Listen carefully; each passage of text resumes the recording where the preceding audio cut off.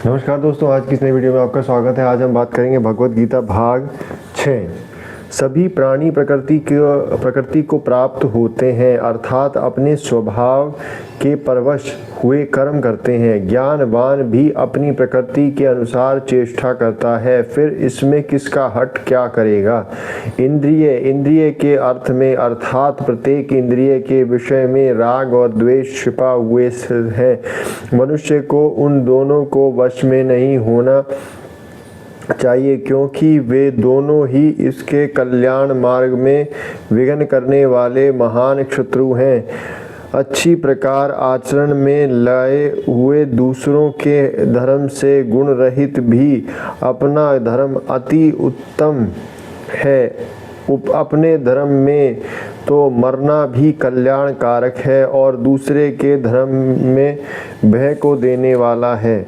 हे अर्जुन बोले, हे कृष्ण, तो फिर यह मनुष्य स्वयं न चाहता हुआ भी बालत लगाए हुए की भांति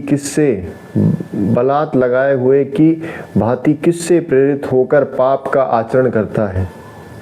श्री भगवान बोले, रजोगुण से उत्पन्न हुआ यह काम ही क्रोध है। यह बहुत खाने वाला अर्थात भोगों से कभी न अघाने वाला और बड़ा पापी है।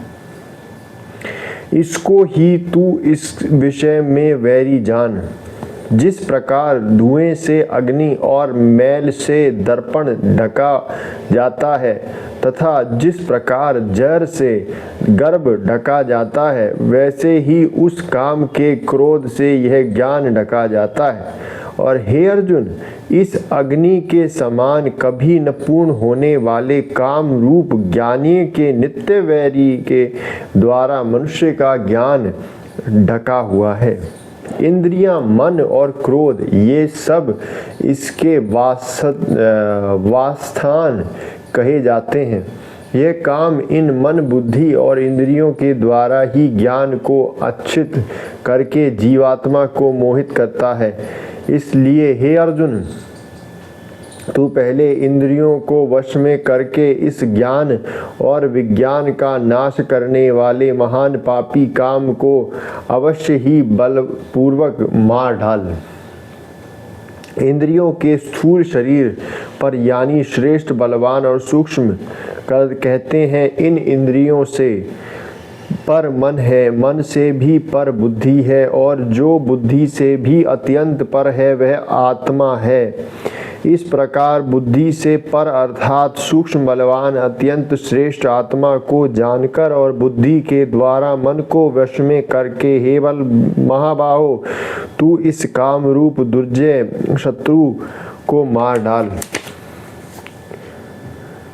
चतुर्थ अध्याय की ओर हम बढ़ते हैं। चतुर्थ अध्याय में भगवान कृष्ण बोले, मैंने इस अविनाशी योग के सूर्य से कहा था। सूर्य ने अपने पुत्र वैवस्वत मनु से कहा और मनु ने अपने पुत्र राजा इक्ष्वाकु से कहा, हे प्रतंब अर्जुन, इस प्रकार परंपरा में प्राप्त इस योग में रज ऋषियों ने जाना, किंतु उसे बाद वह योग बहुत काल से इस पृथ्वी लोक में लुप्त प्राप्त हो गया। तू मेरा भक्त और प्रिय सखा है, इसलिए वही यह पुरातन योग आज मैंने तुझको कहा है, क्योंकि यह बड़ा ही उत्तम रहस्य है, अर्थात गुप्त रखने योग्य विषय है।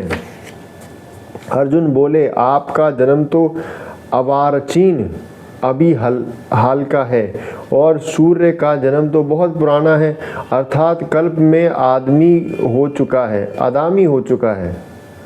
आदमी आदि में हो चुका है, कल्प के आदि में हो चुका है।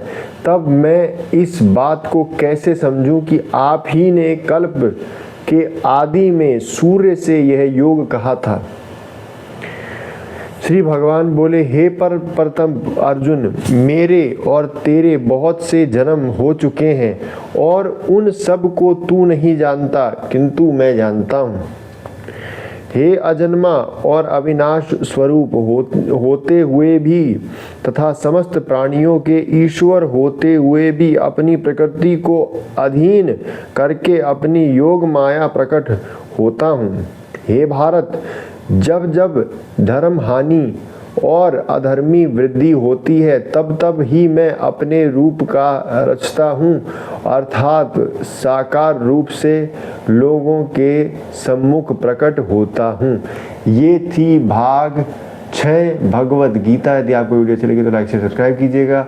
मैं आपसे मिलता हूँ अगली वीडियो में, तब तक के लिए शुक्रिया।